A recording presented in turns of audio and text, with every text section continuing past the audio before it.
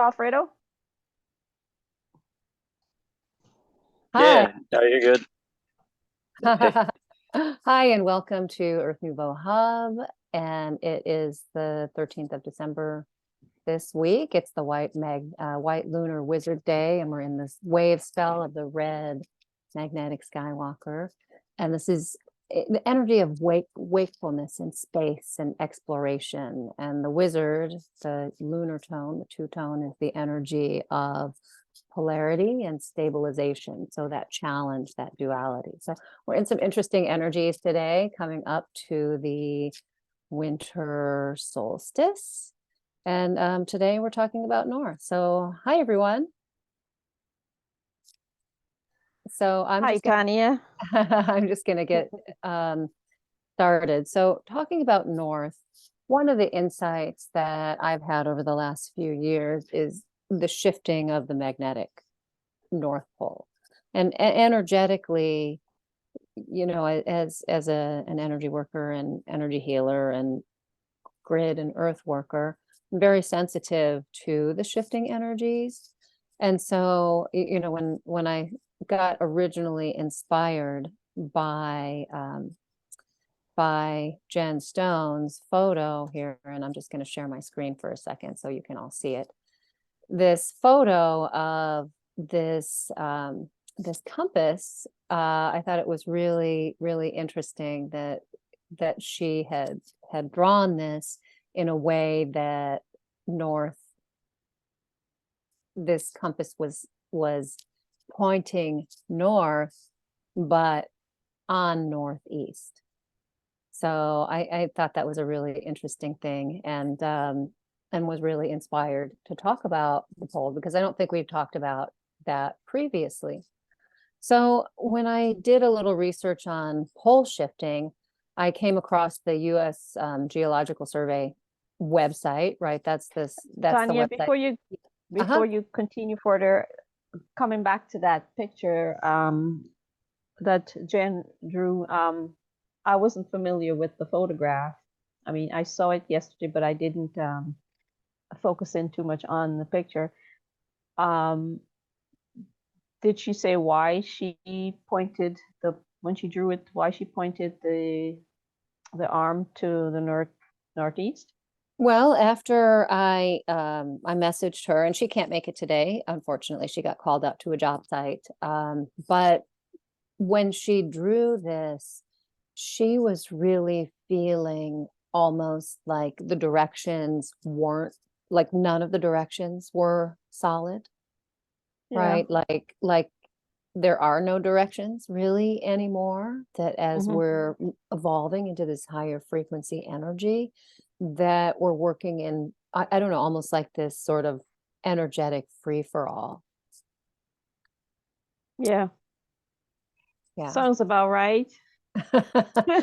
And I remember a couple months ago, Sean Bibby was also commenting that he was seeing like south was north and north was south, right? So there Yes. there are people who are becoming more sensitive to this directionless directionality, right? And so what does it mean to call in the directions, right? Is it even relevant anymore? I mean, for me it has been, but it's it seems to be less of a directionality and more of an energetic, if that makes sense.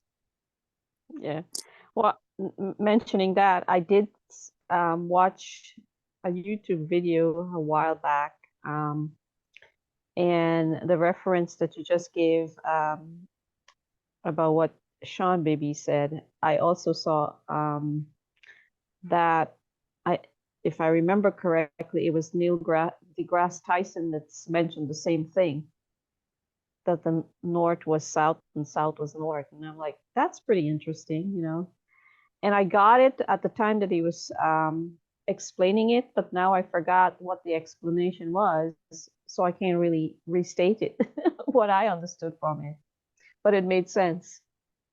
Yeah, it's interesting because this concept, it seems to be tangible when you are having an awareness of it, but then it easily slips outside of the grasp, I think, because Mhm. I don't know, maybe because of the global narrative energy, right? Wanting you to stay stagnant in a certain energetic place, as opposed to being able to explore the energetic flexibility.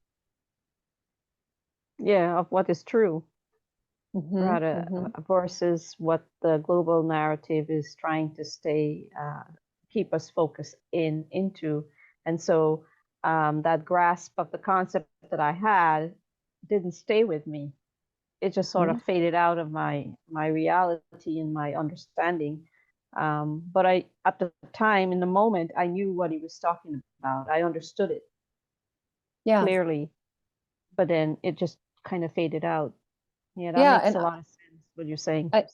I think on the equinox this year, I was out in my yard doing a ceremonial fire, and I had that same energetic awareness that things were just sort of flipped upside down, that south was north and north was south, and that things were just continually, I don't know, sort of like shifting. If you think about uh, the pole, right, it's sort of just going "Wurp, wurp, Mm-hmm. wurp," right, in an energetic way.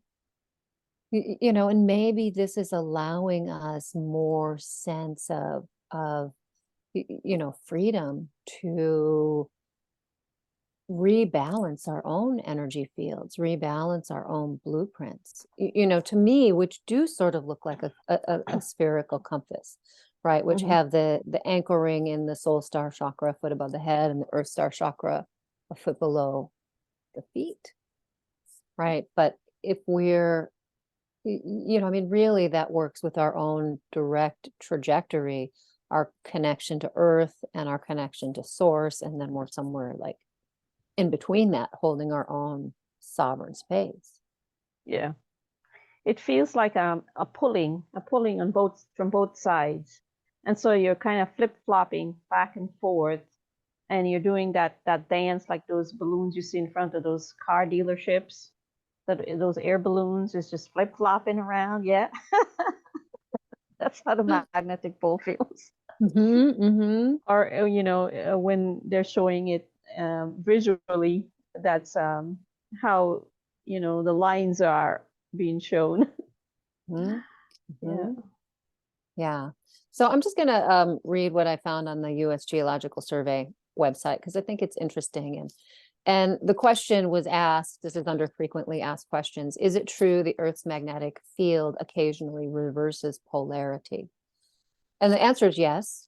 We can see evidence of magnetic polarity reversals by examining the geological record. So when lavas or sediments solidify, they often preserve a signature of the ambient magnetic field at the time of deposition. So incredible as this may seem, the magnetic field occasionally flips over. Geomagnetic poles are currently roughly coincident with the geographic poles, but occasionally the magnetic pole will wander far away from the geographic pole undergo an excursion from their preferred state. And Earth's dynamo has no preference for a particular polarity. So after an excursional period, the magnetic field, upon returning to its usual state of rough alignment with the Earth's rotational axis, could just as easily have one polarity as another. And these reversals are random. They have no apparent period for their occurrence. They can happen as often as every 10,000 years or so, and as infrequent as every 50 million years. And what these guys state is that the last reversal was about 780,000 years ago. Reversals are not instantaneous. They happen over a period of hundreds to thousands of years, though research does indicate at least one reversal could have taken place over the course of 1 year. And they also have a film called Secrets in Stone that tells how the records of the magnetic reversals helped lead to the evolution of the plate tectonics theory.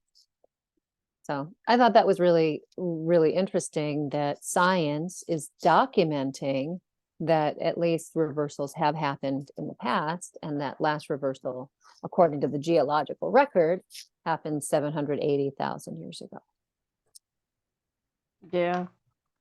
Well, while you were reading there just now, the information, what suddenly popped into my consciousness was that I was wondering whether the reversal of the magnetic pole has anything to do with the collective consciousness rising.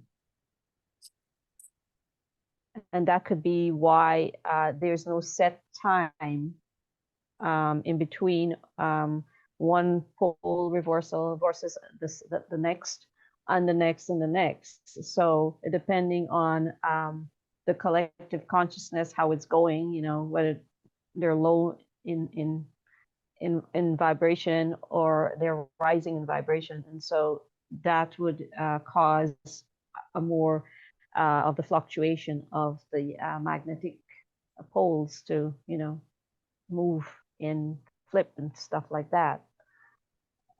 I wonder if there's any truth in that. I mean, it seems to me that that would make a lot of sense, right? As humanity changes their energetic, Earth, you know, I mean, we're hand in hand, right? Humanity and Earth are changing their energetic at the same time. And as Earth is moving up in higher vibrational frequency to align with her divine blueprint energy, right? She's sort of dragging all of us kicking and screaming along with her. You know, I mean, some of us aren't kicking and screaming, but, you know, really just being able to see, you know, the growing awakening and growing enlightenment. And this is, you know, this is really also correlating to the wave spell this next 13 days. We're on day 2 of 13. But the red skywalker, right, has to do with space and exploration and wakefulness, right? So this energetic wakefulness and awareness of the just the energetics of Earth, you know, and it seems to me from the research I've done, you know, I read also this True Magnetic North Pole card in the Earth Power Oracle by Stacy DeMarco. And what she says is that both the south and magnetic poles wander. They do this due to magnetic changes in the Earth's molten core, that the North Pole is continually moving northwestward and is currently shifting at a faster rate than any time in human history, up to 40 kilometers and sometimes even more. And some experts believe that it's the beginning of a complete pole reversal. So this book was written in 2014, and I really do love this card. I'll share it so you guys can see it also. Okay. Oh, where are you? There we go. True North. You know, and this kind of leads into my other consideration for this topic today. It's like, what is our own magnetic north? You know, this card, the magnetic North Pole, says, I'm flexible but consistent. I am magnetic. I know my purpose, my own true north. So I really love that. I like the drawing. You know, it's a beautiful little painting with the polar bear. But and also the moon in the back. Is that a moon or a sun in the background? I don't know whether it's the sun or the moon. So it looks like summertime, so it might be the sun. It could be. Yeah, the sun is ever present. Yeah, in the north. But Very before you nice. move on to explain the rest of the stuff, what is a wave spell, or what do you consider a wave spell? You just mentioned wave spell. Okay, so I'm just going back to the topic we did on the galactic calendar. And a wave spell. So in the galactic calendar, a wave spell is 13 days. There's cycles of 13 tones and 20 signatures or glyphs. And it works sort of like a wheel. It's a 260-day cycle. And I'll refer you back to the the Mayan galactic calendar energy that we did a few months ago, where Melanie and I talked about the galactic calendar. So that explains a little bit more. If you want to know, more, you can check out 13moon.com, and that will, sort of explain a little bit more fully. But as we progress, right, it's a different way of looking at time. It's sort of almost like a multi-dimensional galactic time rather than the time that has been put on us by the Gregorian calendar, that we've been, following for so many different years. Mm-hmm. Yeah. So the wave spell is the grouping of 13 days. We'll start with tone 1, which is the magnetic tone, which I thought it was, interesting that we're just past that magnetic day. To me, the term magnetic is divine feminine energy. It's the energy that draws you in.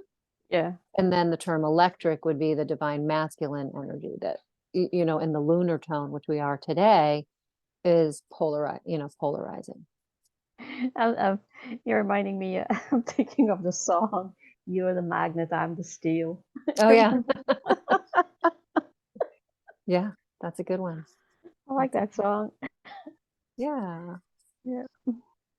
Sorry. Oh, no, that's okay. I think that there is like that ebb and flow. And, just thinking about the way that, Stacey DeMarco talks about the poles wandering. It's almost like if you think about like north, right here, geographic North Pole, and then the magnetic North Pole maybe sort of goes like this, right? Because in 2014, she talks about it going to the west, right? But from my perceptions, I look back through my journal and some of my notes, and what I was seeing, I did a grid on 11/11/2020, right, when we were in the middle of COVID, and noticed that the pole, the magnetic pole, seemed to be shifted to the east, right, compared to geographic north. And so, that insight was 11/11/2020. And I remember making that grid that I did and aligning it to where it felt like the alignment should be, which was slightly northeast instead of due north. I see. So, I mean, it seems like, to me, that energy has been going on. I mean, I'm sure it's always going on, right? But my awareness of it was peaked when it came up, when I was making that grid, 11/11/2020. Yeah. So now, does a North Star align with the true North Pole, correct? I mean, I think, yes, the Polaris would be the North Star. Yeah. And I mean, they say that that's how you navigate north, right? That's how you always know where north is. So I don't know. That does not align with the magnetic, or the magnetic pole will not align with the North Star, but the actual North Pole itself. Or maybe the geographic North Pole. Yeah, the geographic with North Polaris, Pole. Yeah. as opposed to the magnetic. Yes. North Pole. Yeah. Yeah. Yeah. So, kind of an interesting difference. And, one of the things that Jen was talking about is how it affects the timelines. And, so what I was seeing with that, going into the timeline issue, is that as we are really, I mean, there's a lot going on with the timeline issue, but I think when we talk about the two major timelines splitting, one going one direction, the other going into a higher frequency direction, the other staying stagnant in a lower frequency, that that it seems like the shifting is more aligned with Earth moving into a higher frequency, as opposed to staying stagnant in this timeline that's going into the lower frequency. Yeah, I can see that. Yeah. And for me, I'm seeing that those alignments in my clients. I'm seeing also that alignment in Dreamtime, where it feels almost like there's two dream times that have split apart, right? That there's one that's working with this divine blueprint Earth, and the other one that's working with this frequency timeline that's sort of spiraling out into the black hole in the center of the galaxy. Yeah. I So, remember maybe 5-7 years ago now, I still remember this dream I had, where I felt like I was standing outside with my dad at the time, and I saw everything. When I look up in the sky, everything was splitting into two. Um, it was like duplicating itself. And so, like, if an airplane was up in the air or something like that, it would split into two airplanes. And whatever I was looking at up in the sky, everything seemed to be splitting into two. They were separating itself into two identical, object of whatever it was. And I was saying to my dad, "Look at that!" I was pointing it out to him, and he was also looking at it, but I don't remember him saying anything because the dream was kind of short. But I distinctly remember everything was just, I could see it visually in the dream. Everything was splitting into two. And then right after that, I saw this photograph on the internet where somebody created this Earth splitting into two, where one was going in one direction and one was the other. But you can see in between the attachment, of the two planets of Earth, and one was looking brighter and one was looking in a more dull, darker state of existence. And when I saw that picture, I'm like, oh my God, that's exactly what I saw in my dream. And this was, like 5-7 years ago already. yeah.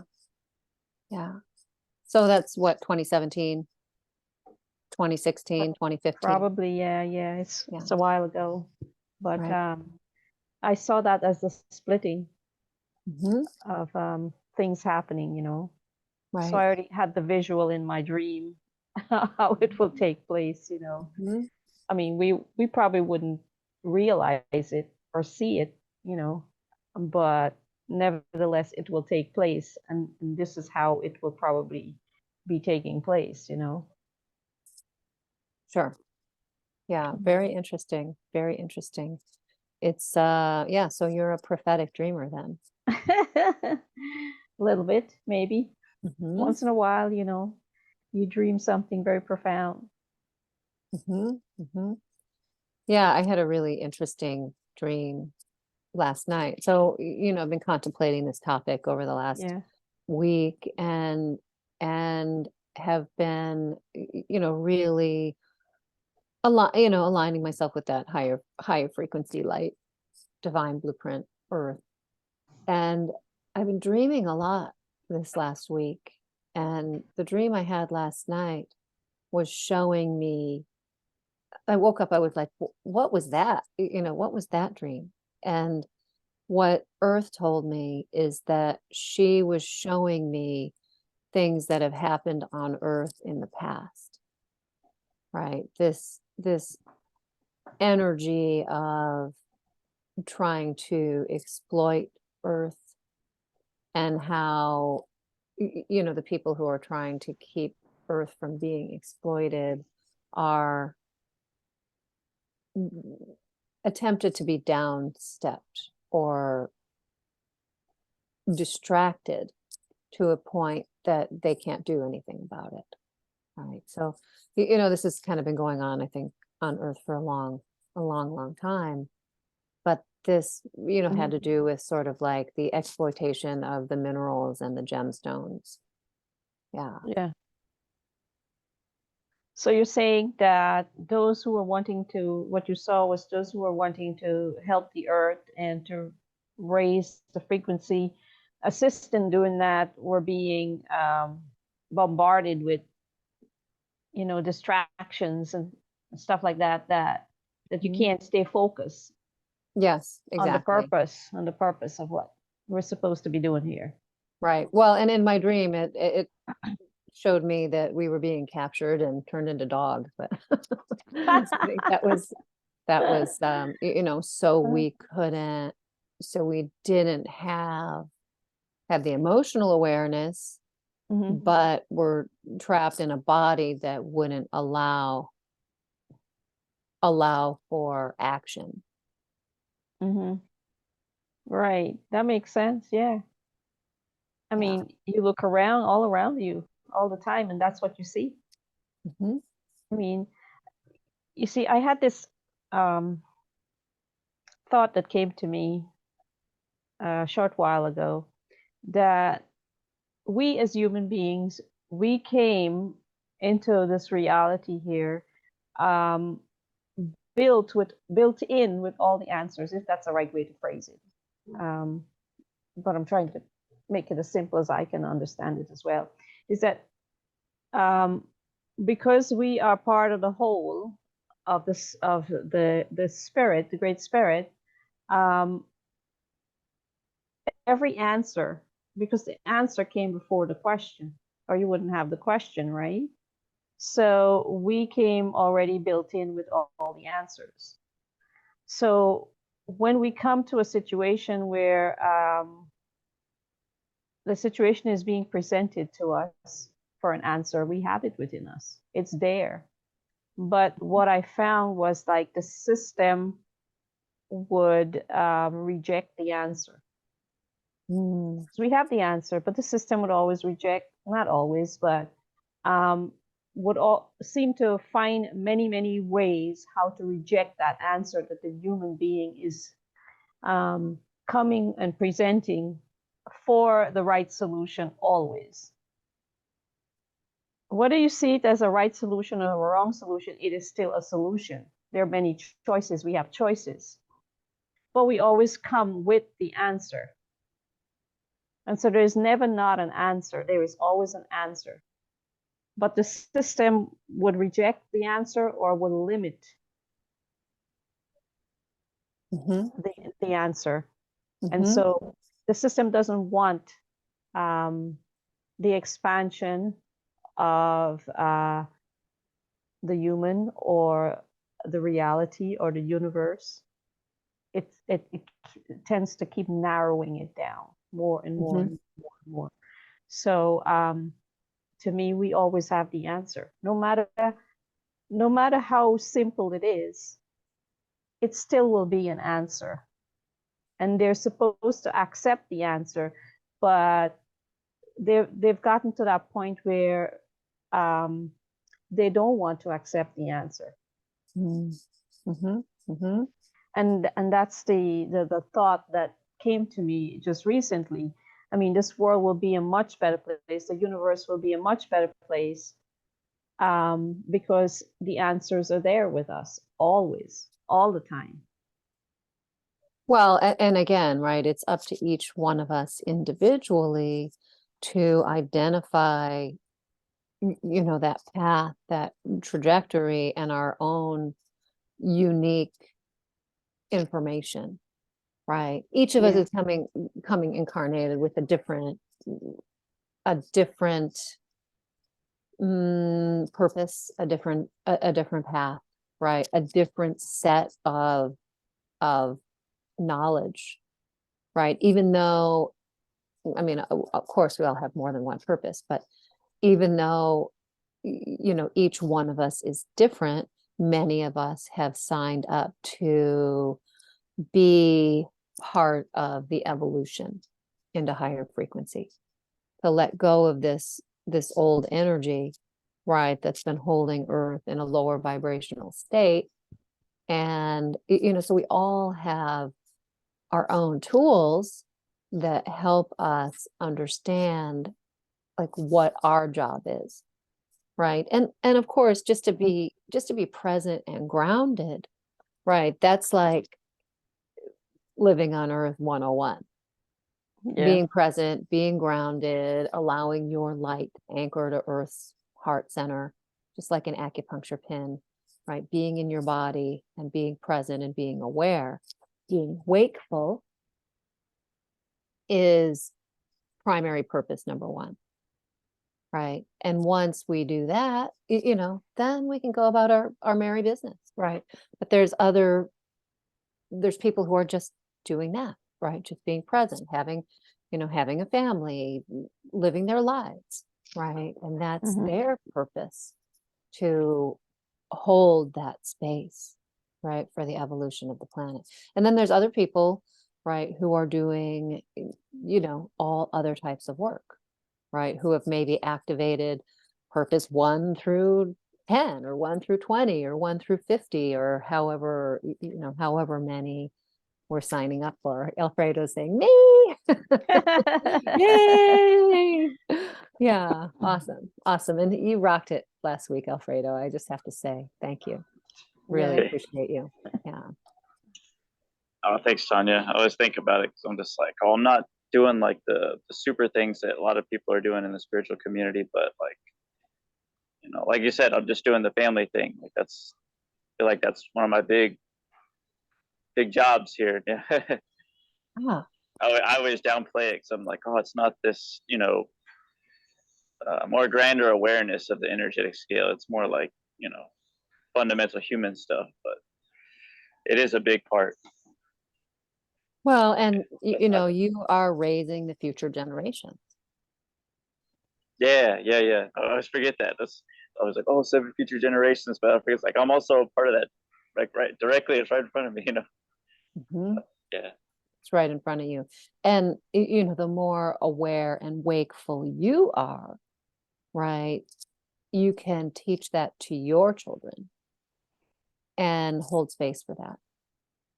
I work with a lot of people who have kids, and they want to focus on their own spiritual development and growth, which is wonderful. But I think sometimes it's easy to forget that you're walking this path together, right, with your children, helping them be grounded and teaching them how to grow and activate the truth of who they are, right? And I think part of that is letting go of doubt about who we really are and why we're here, right? I see it so much with the people I work with that they're bringing in all of this higher frequency information, but then they're like, I don't know why I'm thinking that. That can't be right. It doesn't track with what my experience is in the past. And so really like listening to that intuition as it comes through and being able to anchor it to ground, right? And trusting in that, the information that's coming through. Yeah. Yeah, definitely. Yeah. So I just wrote down a little thing about North, right? When I was a kid. So when I was growing up, I grew up in Wisconsin, outside of Milwaukee. And in the house that we lived in, there was a big cemetery right to the north. And my sisters and I would go and walk around the cemetery and play. So that never held any fear for me because it was a beautiful space. And, but the energy and the awareness of the ancestors, right, hanging out in the north. I thought that was an interesting place to grow up with a cemetery right to the north, hanging out with all Yeah. those ancestors, the bones of all the ancestors. Where when people went on vacation, oftentimes they would go to different lakes and stuff, which we were in northern Wisconsin, and they would say, oh yeah, we're going up north, up, right? Mhm. Not that they're going up per se, they're going north, but they considered that to be up. Yeah. So I thought that's interesting directionally. In junior high school, I met a lot of new friends who went to an elementary school called Fairview North.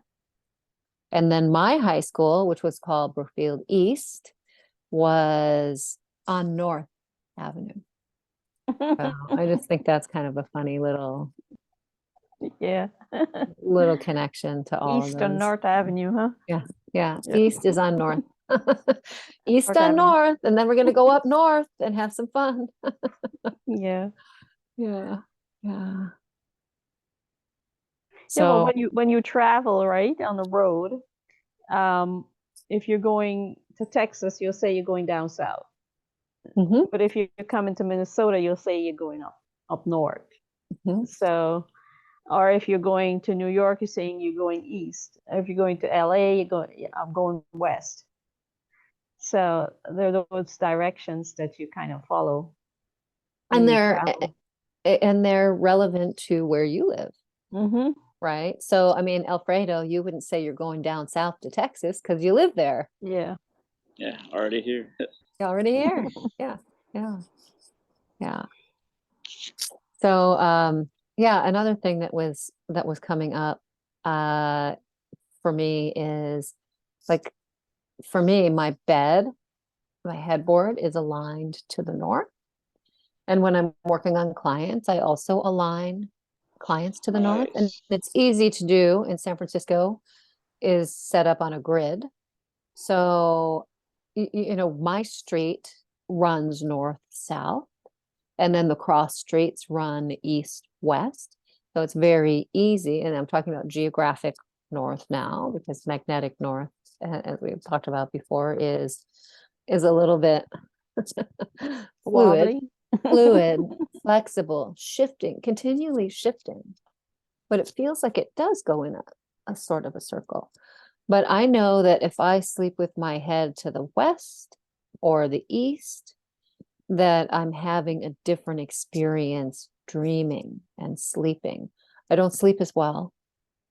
And when I align my massage table and clients lay down on the massage table, and I have all the grids set up north, south, and it helps from my perception, it Mhm. helps the source light energy flow more fluidly and freely through the chakra channel. Yeah. Do I'm you? glad you brought that up because yeah, I'm so nitpicky about the way I meditate because I notice, well, I'm always doing sunrise meditation, so I'm always facing the east. But then I'm just like, all I'm doing is just picking up east energies. I'm just like, I should be focusing more, like, because we learned about the four directions: the north, south, east, west. North ancestors, south future, west the dreaming society, and then east. I forgot the east. Or no, east is illumination.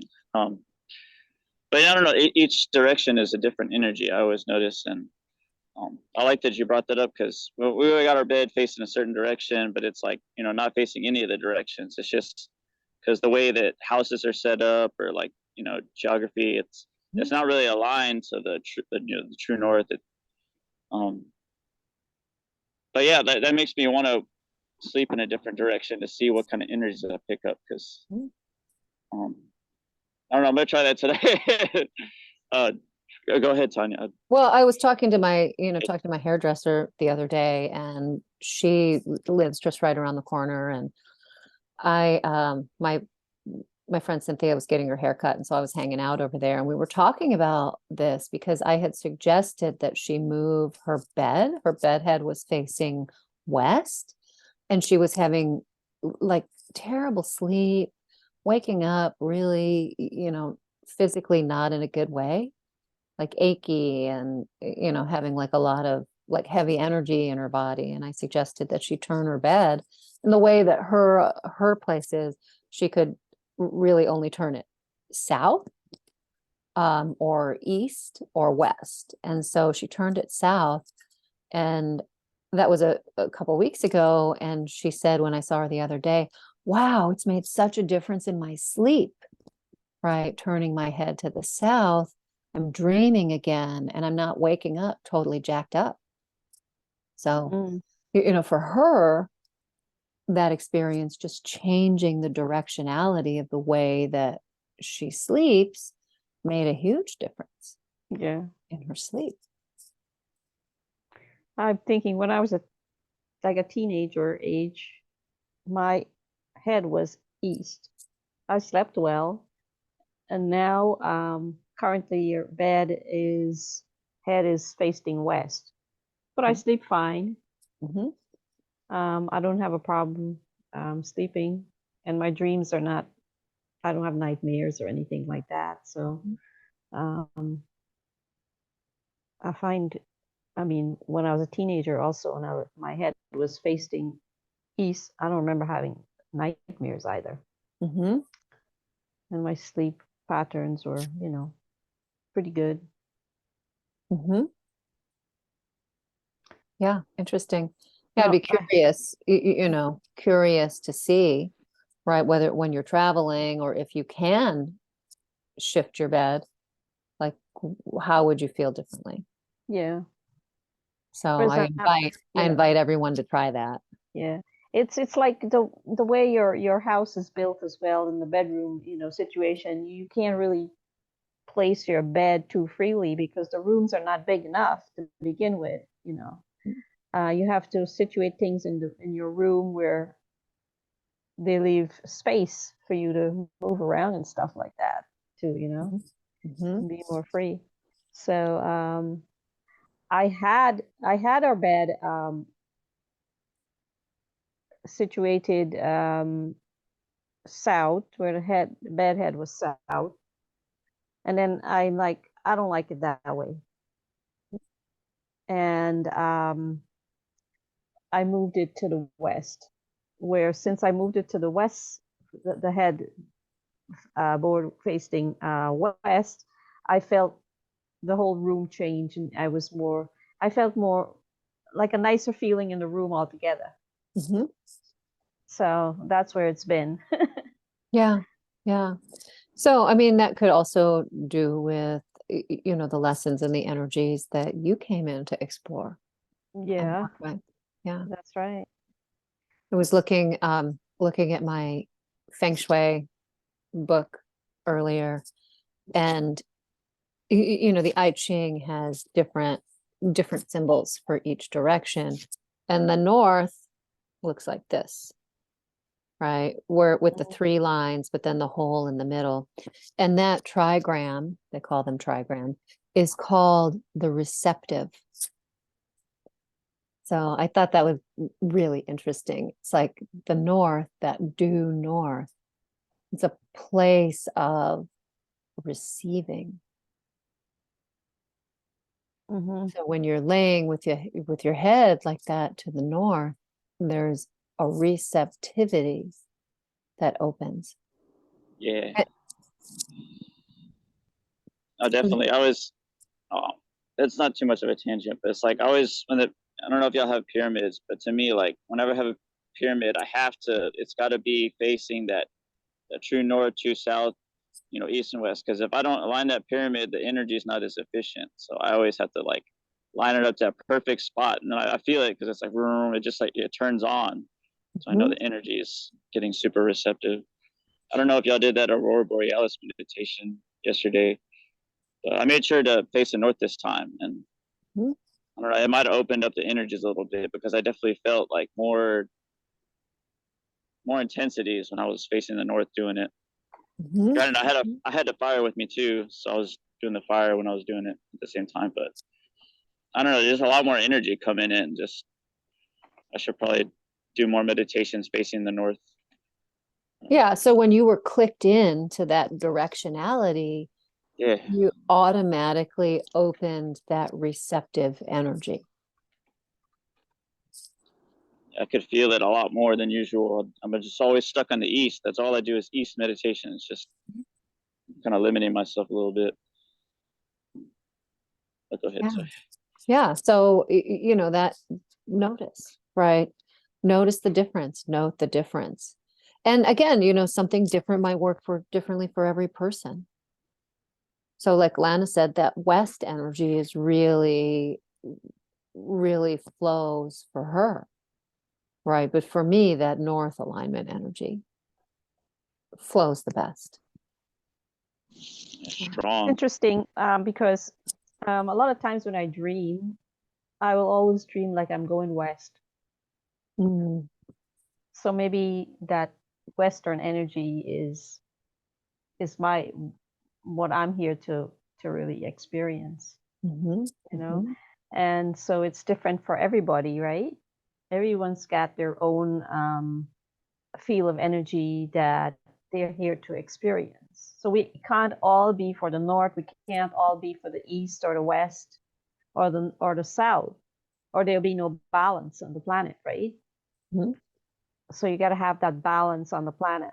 So each person has their purpose of which energy that they will be aligned to. So yeah. Yeah, I love that. I love that. Yeah, and that, you know, that also clicks into, right, the energy back, circles back to the energy of purpose, right? So your true north might not be north, might be west Exactly. or east Yeah, or it might south, be west or east. and it could, you know, can change with the seasonality also. Mhm. But when I was little, right? When I was little, um, not a teenager yet. I was much younger, toddler to growing up. My head was, if I remember correctly, was facing north when I Mhm. was sleeping. Um, when I was real little, it was facing west. So now I'm back to west. Interesting. I didn't think about that before. Mm, mhm. So there was at one time where it was facing north. Um, yeah. Hmm. Yeah, I think when I was, you know, living in Wisconsin, which was really from age 7 through the end of high school, I think my bed was set up to in one bedroom to face north, but then I switched bedrooms after my brother was born, and then my head faced east. Hmm. So yeah, that was a different experience, right? Feeling more empowered and grounded facing head north as opposed to facing head east. Yeah. But there were a couple other times where I was sleeping and I don't even recall where my head was facing because I couldn't figure out, where the sun was coming up from, setting, you're busy with your day and you have large buildings around you. Like when I was living in the city, I never really paid attention or focused on where the sun was rising and setting, and because you don't really see the sunrise because of the size of the buildings around you, so Mhm. you're not really focused on any of that. And then you go Right. to work and you're still not focused, on that. Mhm. Mhm. You just take things for granted that the sun's shining. Yeah, right. Well, and I think too, when we're kids, we don't really have an awareness Yeah. of it. But in retrospect, you can go back and say, oh, wait a minute. Yeah, I was, you know, I was on the top of my game, right? When I was Mhm. between 7 and 10. But after that, things got a lot more emotional. But, you know, of course, you know, you're a teenager and you're going through hormonal changes and going to, you know, junior high where kids just act Yeah. crazy. Yeah. So, North Pole, yeah. Uh, so what else are you picking up on the magnetic field itself, um, Mhm, mhm. Yeah. fluctuating around? I mean, what, you know, one of the things that Jen was talking about when she when I first mentioned I was inspired by her picture is just the lack of directionality, right? That seems to be happening as we're opening up to this new energy. And one of the insights that was happening for me was just the energy around all of the things that have been done to suppress Earth Mother, and that really this sort of like fluctuation, the orbit, but also the way she turns her body towards the sun in the northern hemisphere in the summer, away from the sun in the northern hemisphere in the winter, so the south is toward that's not a natural state for her, that she was thrown out of alignment by physical things that were done over the course of probably hundreds of thousands of years, caused her to be really out of alignment, and has also caused the solar system to be very out of alignment, right? Where the orbits have changed, they should almost be like circular, and the sun should be holding a space where all of these planets are having a more circular orbit, and that the Earth should have that circular orbit as well. But then she shouldn't fluctuate, right, like this either. She should rotate, but also the fluctuations shouldn't occur.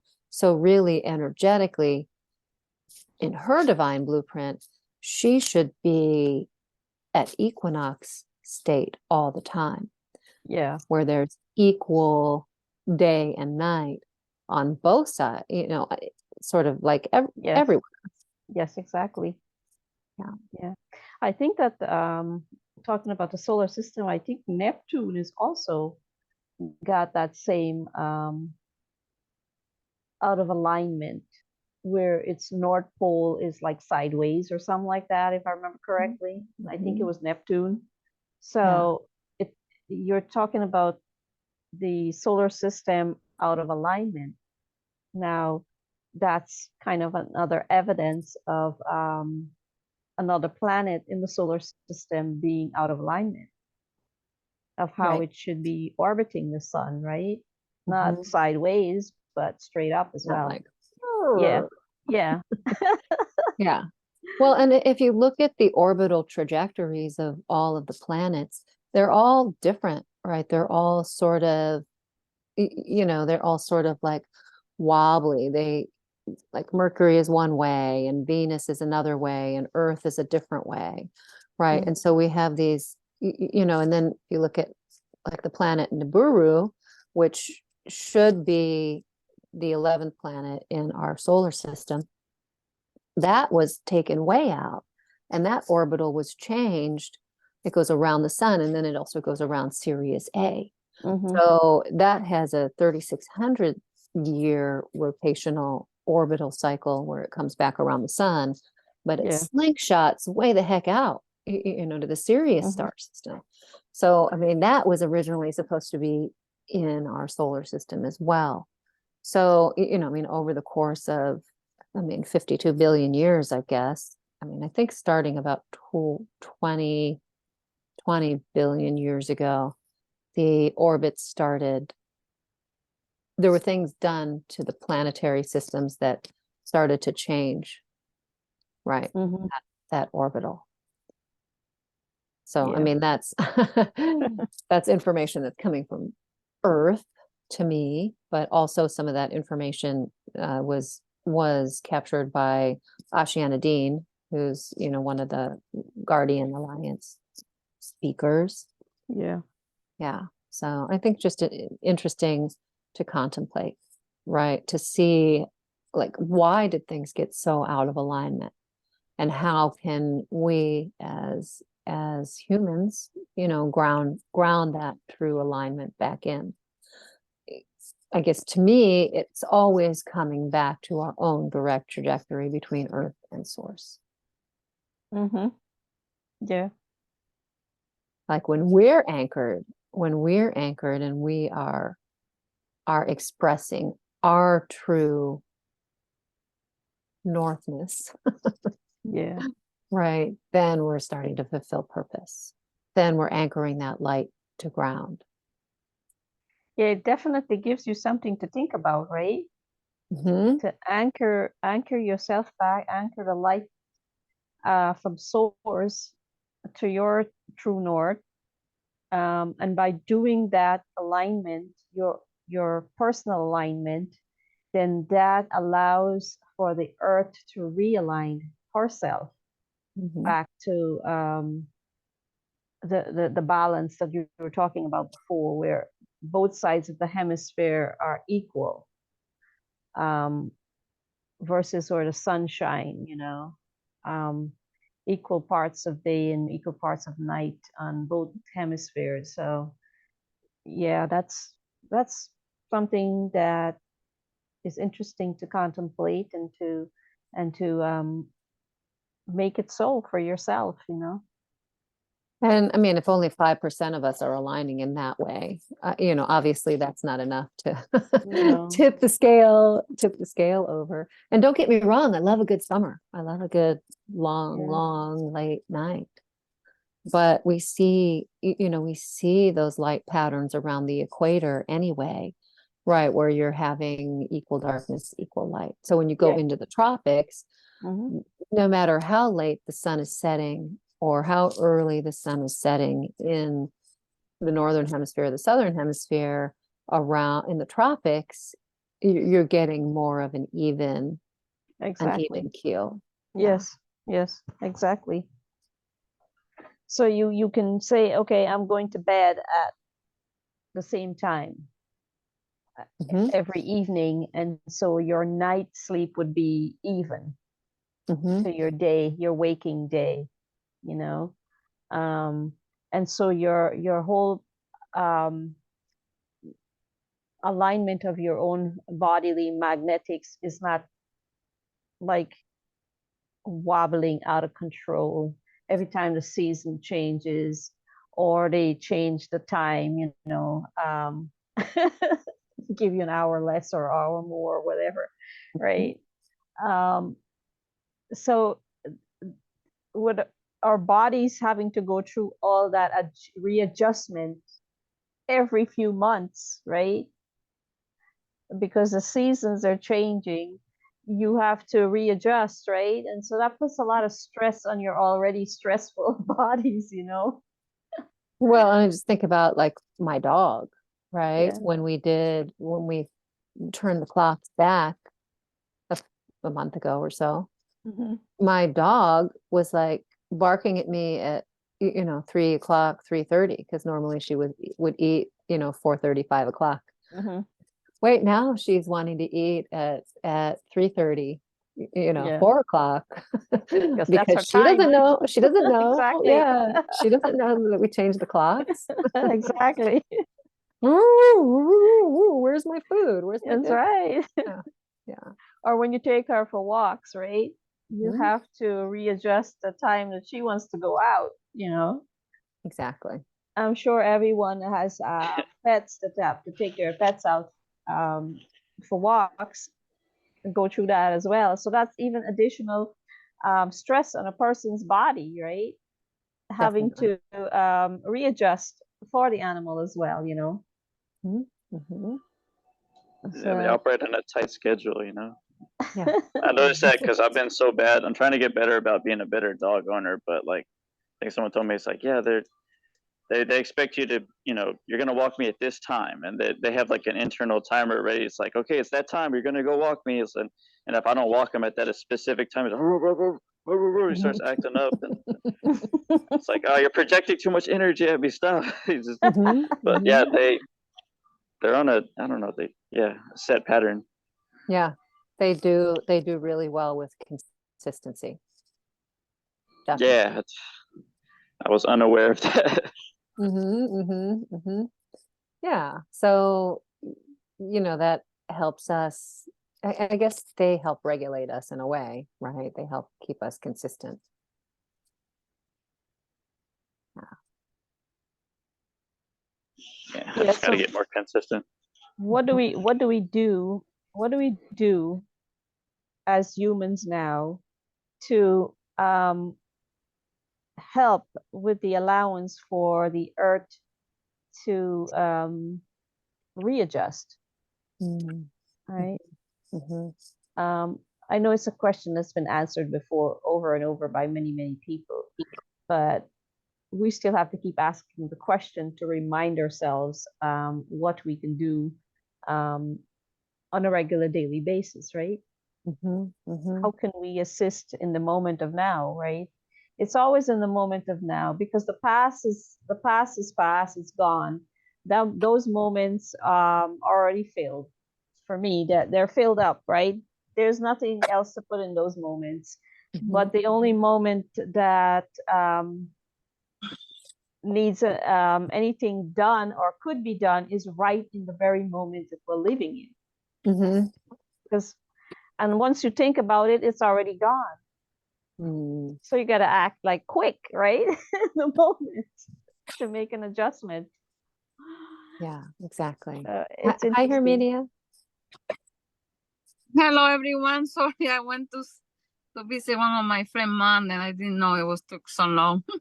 Well, Oh, I'm that's glad I okay. made it. I'm glad Yeah. Hey, Yeah, we're glad you're here. Hi, Harmony. Thank you. How is everything? Everybody doing good? Yes, yes, thank Good.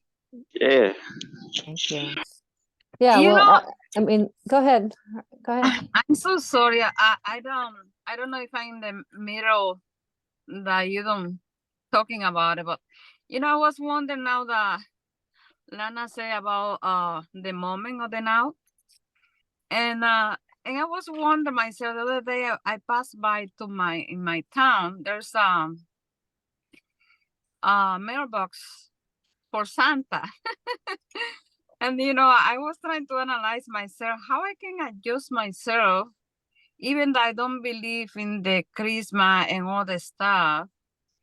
And however, I know that I'm experiencing this because I'm experiencing like a physical body, and I have to experience whatever is around me, and be okay with that.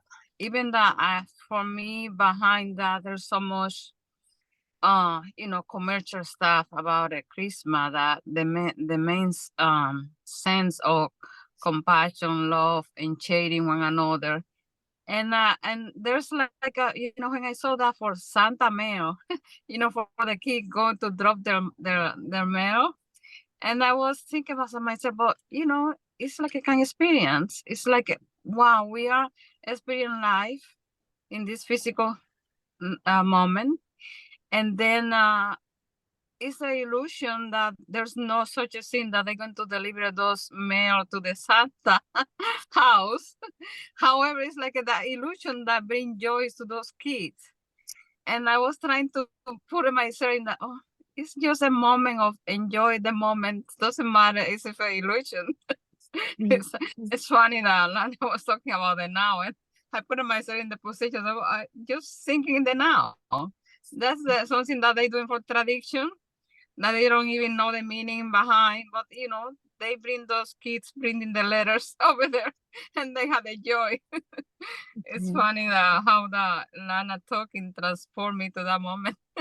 Well, Mhm. Santa is in the North Pole, and we're talking about the North Pole today. So that ties in nicely with Christmas and Santa and the North Pole.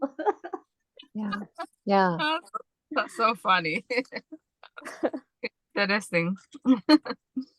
Well, and I think, different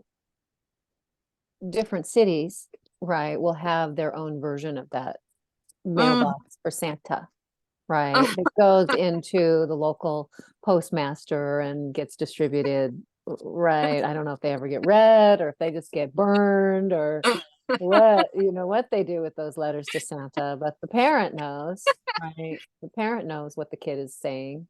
Yeah, the intention and the joy or the meaning, the illusion of the is going to bring the gift, and they are connecting with Santa.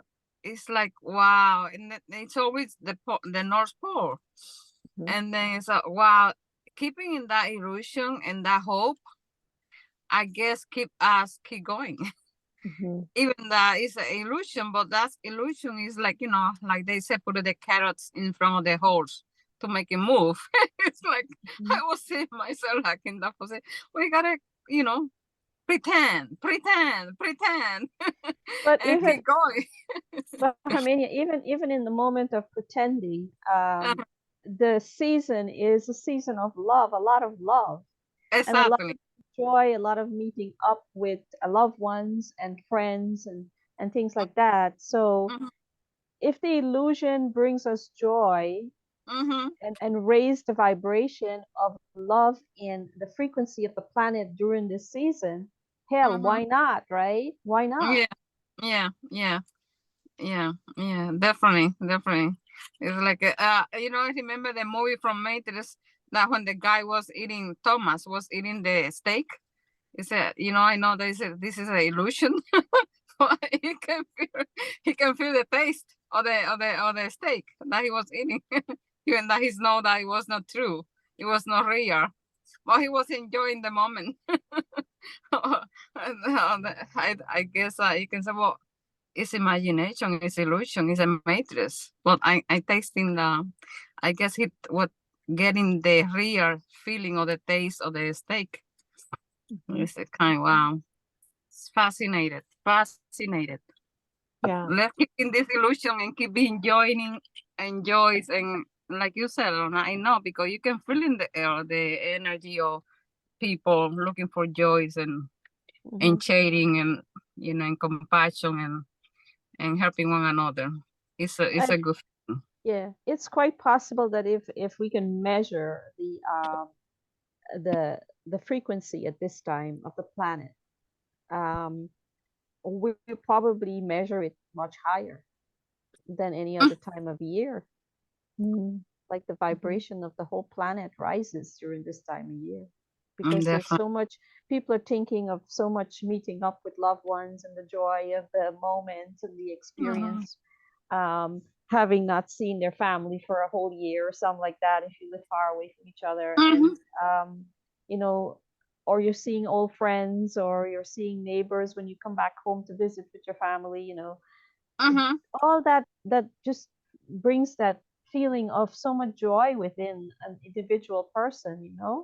And Yeah. so it's not so much about the presence and things like that, but it's just the meeting up that brings and fills that love space, that joyful space, and that Yeah. moment that we're in that moment, right?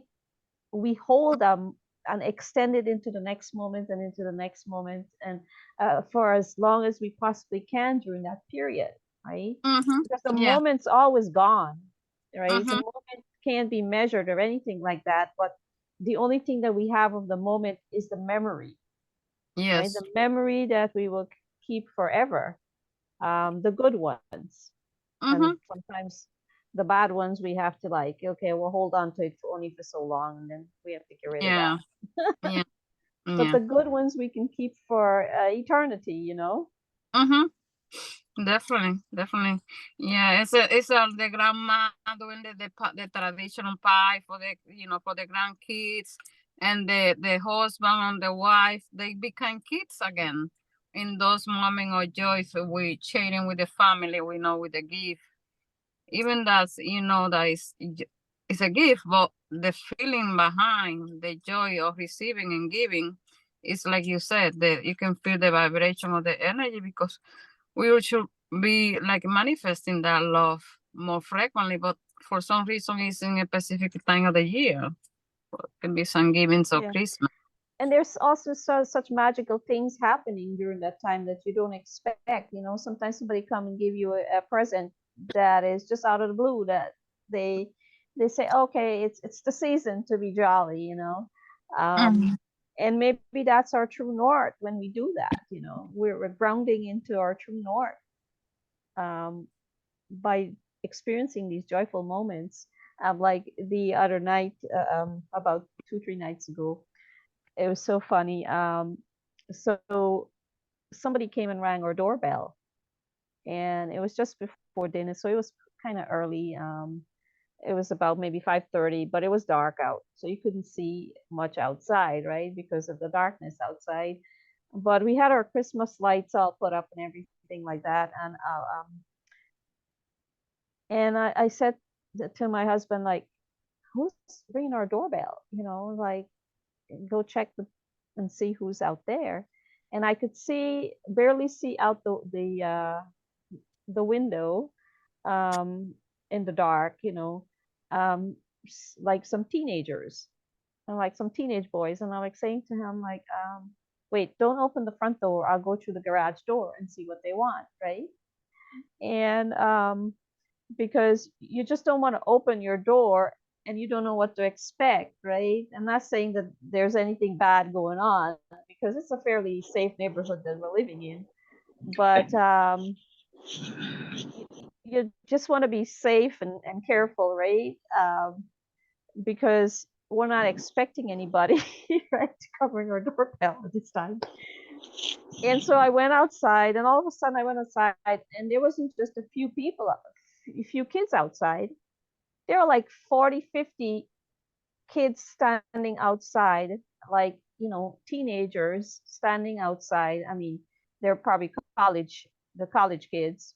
And they were singing "Joy to the World" song. Oh, what? And, and I was so surprised when I went outside. I saw all these kids standing out there just singing "Joy to the World," standing in front of our house, in front of the lights, you know, singing. And and when they were done, they didn't stick around or anything like that.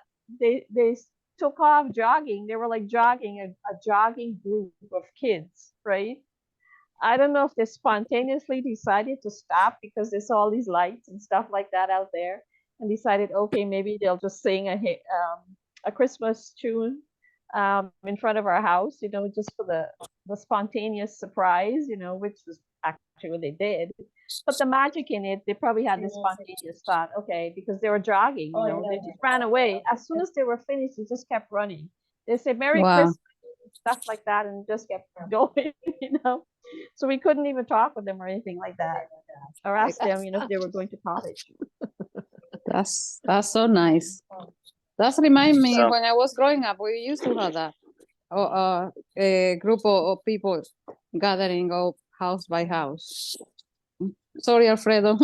Yeah, it was just the magic though in the moment. So all that is like raising our frequency during this time of the year, the Christmas season, you know.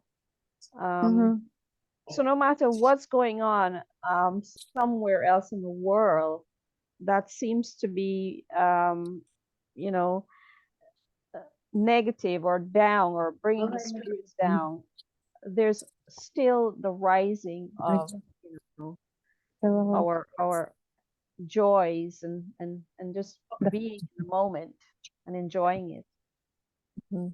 Yeah. So interesting. You know, the energy of hope, the energy of joy, right? That energy of hope. We're just thinking about the little kids mailing their letters to Santa. What if we all wrote a hopeful letter, you know, to bring back peace? Exactly.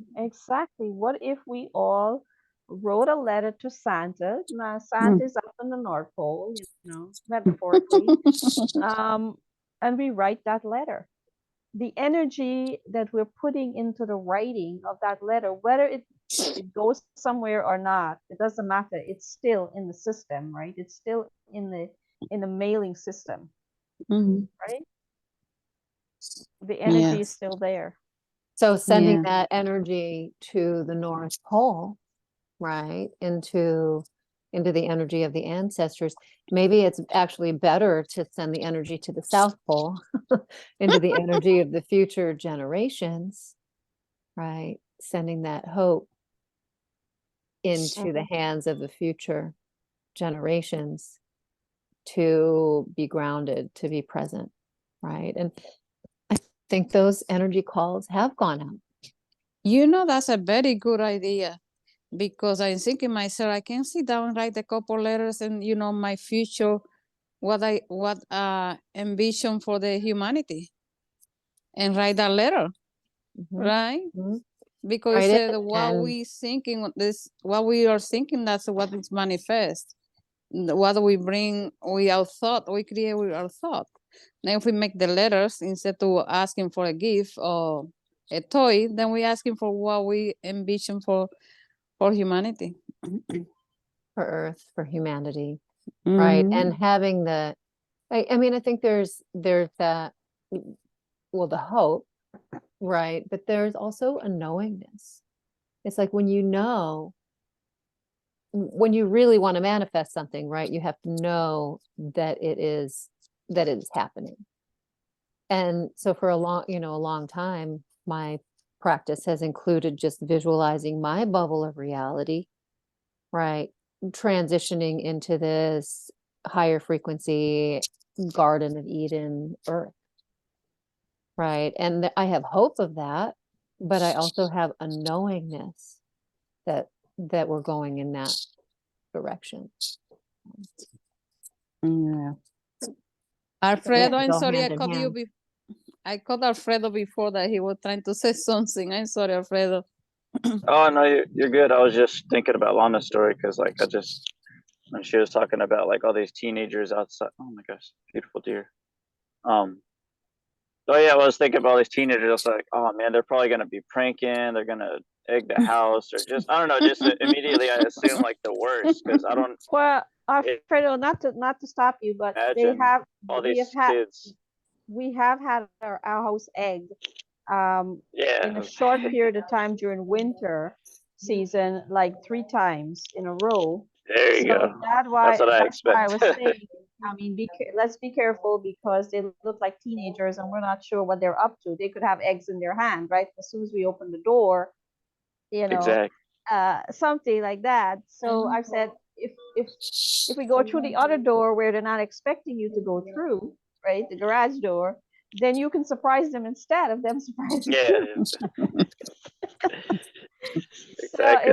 it was just a very pleasant surprise that they had very good intentions, you know, that they Yeah. were actually standing in like a choir already singing before I even stepped out. They were already singing, which I thought was rather beautiful for them to do something like that. Imagine the memories that those kids left in your house and in yourself and your husband. Something that you're going to remember forever because you Yeah, were not expecting something like that. yeah, and they're also making memories for themselves, you see, Mm-hmm. because they're making that memory of how they ran around town and stopped and sang in different Mm-hmm. places, or they just did that one spontaneously. They'll have so much to talk about, Mm-hmm. and they're probably who knows if any of them took pictures and shared it with their friends. You see, Yeah. so it's going around social media. It's something like they call the ripple effect.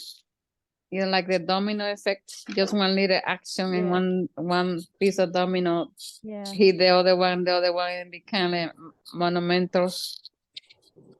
And it was interesting that, you know, the synchronicity in the whole thing, because like a couple of days before I was having the same kind of thought where what if people could go around the town and just, you know, do that, Mm. you know, stop at different neighbors' homes and just sing hymns, Mm-hmm. you know, hymns, Christmas songs and stuff like that. Um, and then that spontaneously took place. I'm like, oh my gosh, the Great Spirit must be listening to me, you know, airdropping on my thoughts. Yeah, I mean, look at what you drew, Exactly. look at the energy you drew to you. So, I mean, that just shows how fast things are manifesting Oh now. yes. Mm-hmm. You know, when you're thinking about something like that, and all of a sudden you turn around and it's there. It's like, oh wow, thank you. I'm gonna pat myself on the back for thinking that, but also thank you, Great Spirit, for Yeah. delivering. I mean, and for the fact that they chose our house, right? They didn't choose the other neighbors around. They chose us. They were drawn to it. Yeah. Mm. Flash mob caroling. I love it. I'm in. Exactly. That is flash mob caroling because they ran away. They didn't stick around to make They went down to the conversation. next block, No, they, and sang they, Hark and the they, Herald Angels Sing. yeah, they didn't walk, they ran, they were jogging. Wow. I didn't think of that. That was flash mobbing, Mhm. you know. Yes. Sounds like fun. I'm in. Where can I be in a flash Yeah, me mob too. caroling? Me too. I'd do it. Yeah. Instant manifestation. Yeah. Instant manifestation. So now we have the Mm. flash mob, the South Pole, with our letters, right? Of To love the and future joy. generations. Yeah, flash mob to future generations. Mm. Because Prayers for peace and but think- love and joy and harmony. Yeah, think Of about it this way. All the mailboxes are connected like a grid line, right? All the post office around the world are connected in a grid, right? Mhm. So if you put your energy, you put a mail and you say South Pole, right? Or however you address it, we have to come up with a proper address. Whether we send it to we'll address it to the future generation South Pole, right? That's all Yeah. kids do That's because right. when kids write letter to Santa, they put Santa South Pole, North Pole. So we'll do future generation South Pole, and then we actually put a stamp on our letter and drop it in the mailbox and let the post office deal with the energy that is going to go into the post office grid. And it'll go through the grid. Whoever is listening to this show right now, all over the world, let's consider doing something like that and send it to the future generation to the South Pole. Put a stamp on your letter, no matter what you put, even if you put one word, peace, and mail it. Right? Just that. Peace, love, joy, whatever you want to put in there. And let Dear it go future through generation. the grid. The future generation South Pole. Okay. Let's see if we can make this a thing happening in this present moment of now, Then you said in my letter, instead to say North Pole, I would say South Pole, future generation, and then just drop in the mailbox. with the stamp. You got to do that. You got to put it in the mailbox with a stamp so it can go to the post office and be stamped by the post office. Okay. And that will seal the deal. Oh my God, that sounds like a fun. And they're going to say, what the heck? What the heck is going on here? South Pole. That's the flash mob of letters to the future Yeah. generations. like a circuit, a cock circuit to the system. Yeah. Yeah. Right. I mean, you don't have to put your return address. You just be anonymous about it, but it's your energy in there, right? It says future generation. With intention. Yeah, with the intention of love, peace, joy. Unity and Whatever peace. you want to write. Yeah. Collective consciousness. Anything you want to write. Just one word, 2 words, a sentence, a paragraph. Yeah. That sounds interesting, Lana, and attentive. Well, you brought it up, and Tanya added to it. Yeah, this is the collective collaboration. Yeah. Okay, good.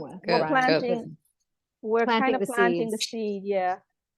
When we have that intention collectively, it multiplies, Yeah. right? 1 times 1 is 1.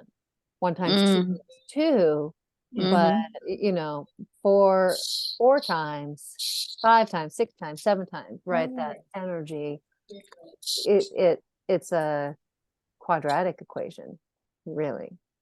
Yeah. Yeah. Great. Fascinating. Yeah. So do y'all want to do a little grounding north alignment meditation? Yeah. We Right. can connect yeah. it to the south. Can we connect it to Yes, the south? absolutely, absolutely. Great. Okay, so just start taking some nice deep breaths and drop into that deep, relaxed state that the breath draws you into. And begin to have an awareness just of your connection to Mother Earth. And in your energy field, you have the Earth Star chakra a foot below your feet, and the Soul Star chakra a foot above your head. And these are the top and the bottom of your energetic blueprint. So as you breathe, begin to feel an awareness a foot below your feet of anchoring that energy into the South Pole. The incoming energy that flows up through your body with this deep earth connection.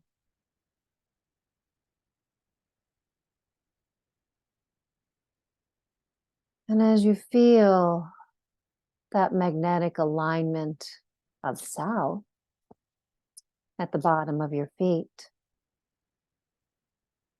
now begin to feel the energetic alignment of north a foot above your head. And as you breathe, feel now the heart center of Earth in your heart center. And just take some breaths into that.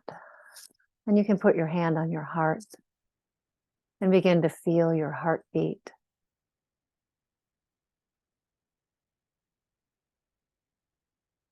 And allow your heart to begin syncing up with the slow, steady heartbeat of Mother Earth. Mother Earth's heart is your heart.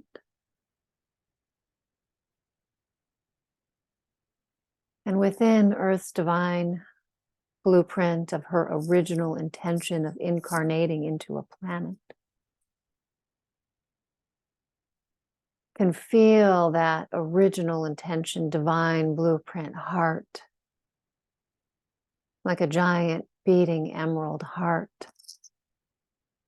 calling you back to a deeper sense of groundedness and connection with Earth Mother.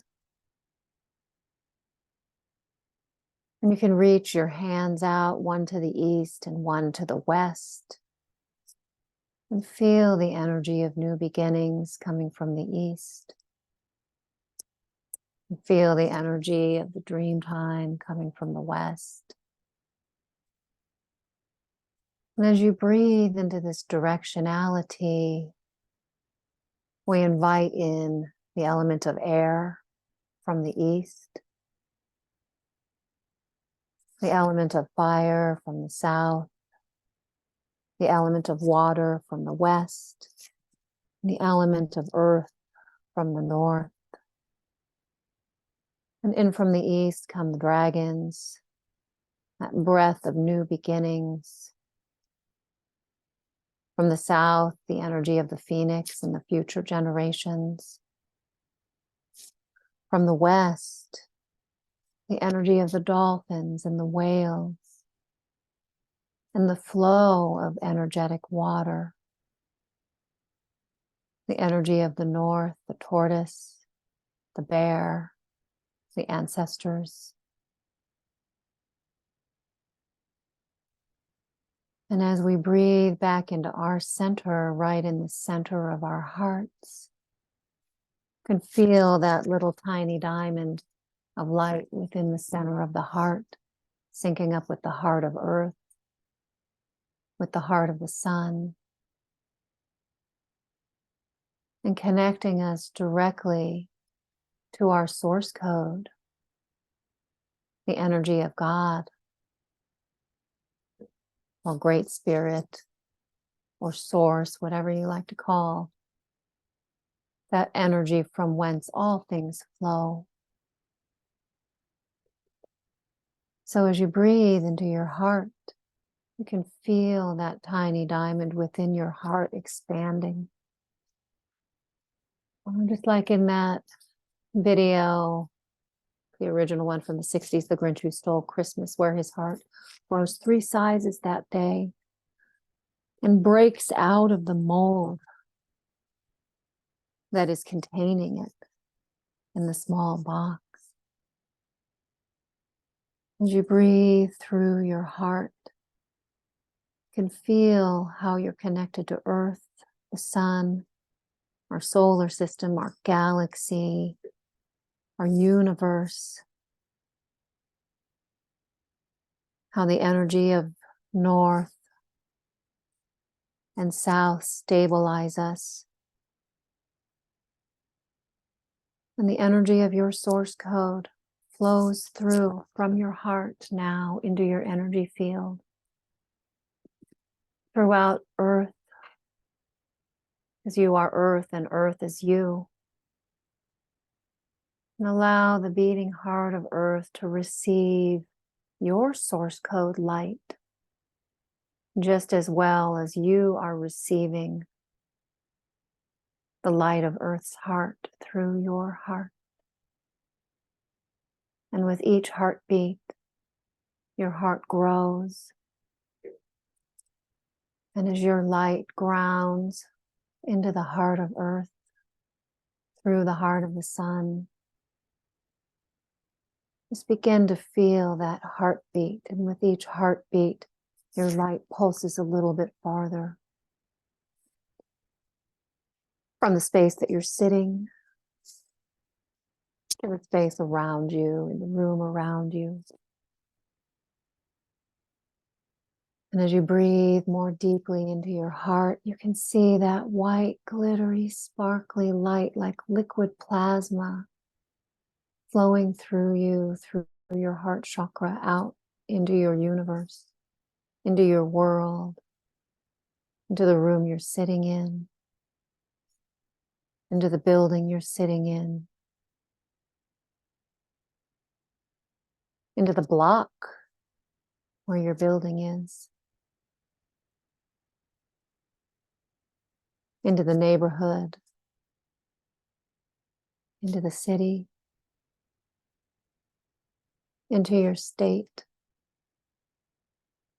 As your energy field grows, it sinks and weaves more fully with the elemental beauty of Mother Earth, the air, the fire, the water, the earth, the ether, the metals.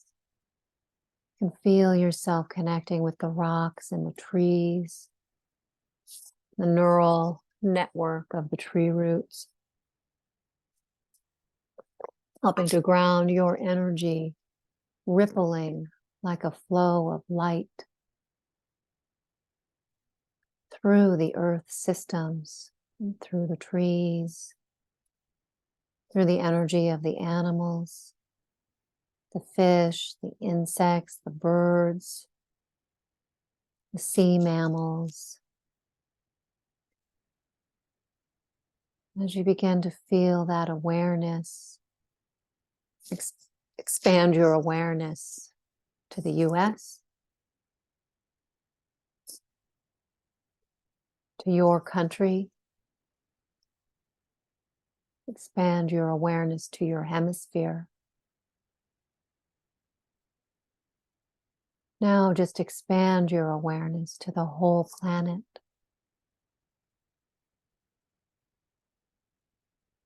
And you are Earth, and Earth is you. And as your light is grounded into the beating heart of Earth, you can feel the capability of oneness. You can feel the love and joy, the original divine blueprint of your true north, your original desires for incarnating here on the planet. Your original alignment that clicks into your divine blueprint. And you can see now the white light of peace and harmony and tranquility filling up your sphere. That liquid light filling up your sphere from a foot below your feet to a foot above your head, connected to the South Pole, connected to the North Pole. And feel that white light filling you up, sealing any holes and cracks in your energy field,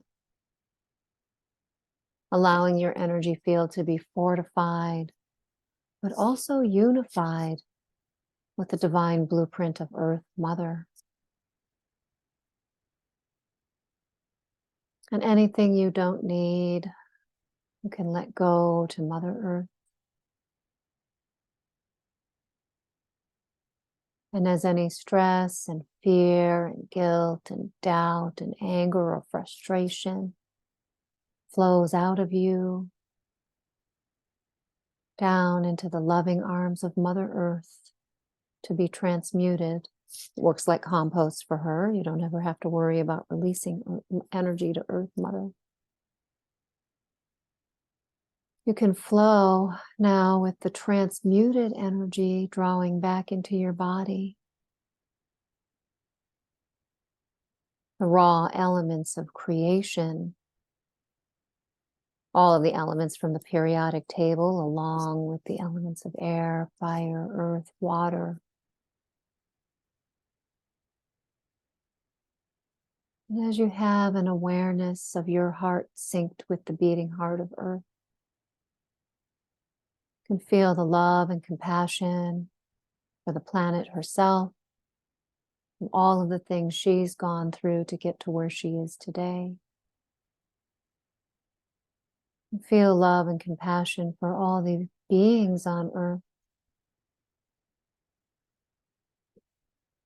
And as you're grounding your own direct trajectory from your source code to Earth, your light ripples out like a pebble in the pond, causing vibrations that are felt everywhere, just like the butterfly flapping her wings on one side of the world, creating a hurricane on the next side. So as you ground your light, anchoring to the heart of Earth, set your intentions for this holy season. Set your intentions of peace and love and joy, of harmony, abundance, health, and wakefulness and enlightenment. And let that energy flow like the pebble in the pond to all four corners of the earth, to the South Pole, to the North Pole, to the North Pole, supported by the ancestors, to the South Pole, supported by the future generations, to the inner earth, grounding around the fire pit at the Earth Nouveau embassy in Hollow Earth. And allow your intentions to just ripple out.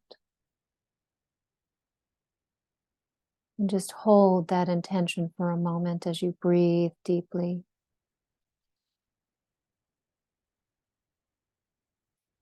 And hope that it's done, but also know that it's done, that your intention and energy has rippled out to hold space for the planet and humanity to evolve to her divine blueprint, original and incarnational intention.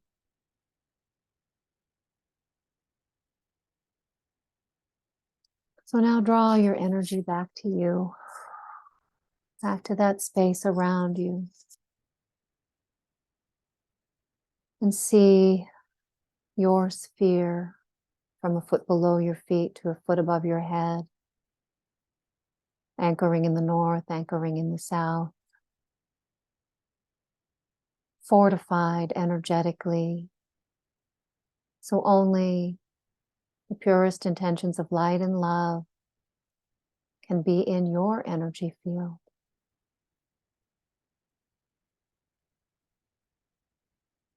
So now begin to wiggle your fingers, wiggle your toes, and just slowly come back to yourself.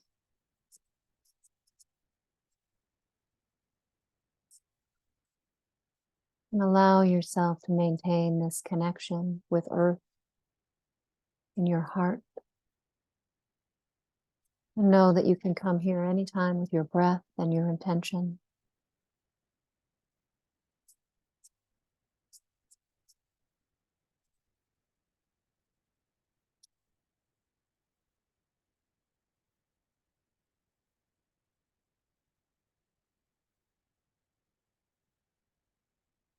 Thank you, all of you, for participating today. Thanks, Tanya. Yeah, Thank you. Very relaxing, good. very Yeah. peaceful. Thank you so much. Yeah, thank you. I saw at the end there. I saw two faces at the end, like came in like a, like you do like a piece of pencil sketch. They appear like that. One was a normal human face, and the other one is like a Lyran sort of face that appeared, just the faces. Hmm. So I thought I'd share that. Very nice. Yeah. Yeah, Thank So there you. might be some Lyran energy here just now. yeah, Yeah. wonderful. It's feel a very strong connection. Mhm. Mhm. Wonderful. Great, thank you. Well, you're welcome. Sending maybe hot for me to you. Yeah, thank you. And And I'm let going it- to write my letters. I love it. Yeah, write your letters to the future generations of the South Pole Mhm. and to, to Santa if you want. Things you hope for, things you wish for. And next week we'll do a little solstice celebration. So, Mm. think about the rituals, the practices, and it would be Oh, great for everyone to share, some of the things that they like to do on the winter solstice and what okay. what it means to each of you. Thank you. Right. I'll do my fire even in the porch. I love it. Thank you. Yeah. Right. Same here, Bye-bye. Armenia. Well, thanks all. Lots of love to Bye-bye. you, Thank you. and see you Bye. next week. Thanks Bye. for Bye. hosting. Bye-bye. A You're group Thanks, hug Tanya. for welcome. everyone. Great. Bye-bye. Bye. Bye. Bye.